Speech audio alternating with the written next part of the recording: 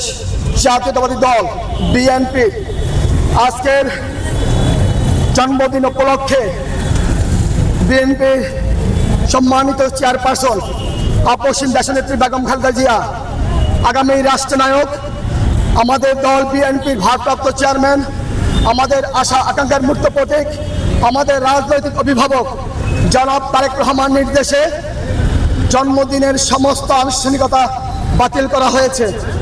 শুধুমাত্র আমাদের দলের প্রতিষ্ঠাতা বাংলাদেশ নামক রাষ্ট্রটি, যিনি স্বাধীনতার মহান ঘোষণা দিয়েছিলেন এবং সরাসরি যুদ্ধে অংশগ্রহণ করেছিলেন এবং একটি সেক্টরের প্রধান ছিলেন, সেই রাখাল রাজা, বাংলার রাখাল রাজা শহীদ প্রেসিডেন্ট জিয়াউর রহমান যেখানে ঘুমিয়ে আছেন, সেই শহীদ জিয়ার স্মরণে জিয়া উদ্যানে তার কবরে দোয়া পাঠ ও শ্রদ্ধা নিবেদনের উদ্দেশ্যে আমরা জাতীয়তাবাদী আদর্শের শহীদ জিয়ার সৈনিকেরা উপস্থিত হয়েছিলাম।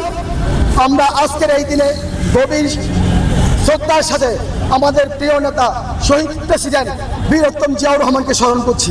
তন্ত্রকে হরণ করেছিলেন, মানুষের বাক স্বাধীনতাকে হরণ করেছিলেন, আমাদের যে মৌলিক অধিকার সেই অধিকারকে হরণ করেছিলেন। উনি অসংখ্য মানুষকে গুম করেছিলেন, অসংখ্য মানুষকে খুন করেছিলেন। বিশেষ করে এই গত 2-3 মাসে ছাত্র জনতাকে বৈষম্য বিরোধী কোটা আন্দোলনের ব্যানারে যে আন্দোলন হয়েছিল, সেই আন্দোলনে যারা অংশগ্রহণ করেছিলেন সেই সকল নিষ্পাপ তরুণ ছাত্রদের, হাজার হাজার ছাত্রদের যেভাবে খুন করেছেন, আহত করেছেন, জেলে বন্দী করেছেন, সেই দুর্বার তরুণদের দুর্বার আন্দোলনের মধ্য দিয়ে খুনি হাসিনা তার প্রিয় দেশ, তার বাপের যে প্রিয় রাষ্ট্র দিল্লি, সেই দিল্লিতে পালিয়ে গেছেন।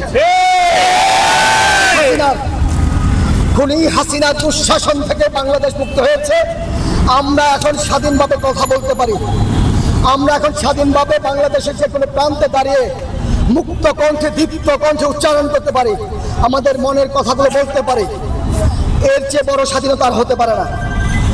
শহীদ জিয়ার আলো ঘরে ঘরে জালো, আজ জিয়াল কন্তরে লক্ষ জিয়া ঘরে ঘরে, শুভ শুভ শুভ দিন বিএনপির জন্মদিন, শুভ শুভ শুভ দিন।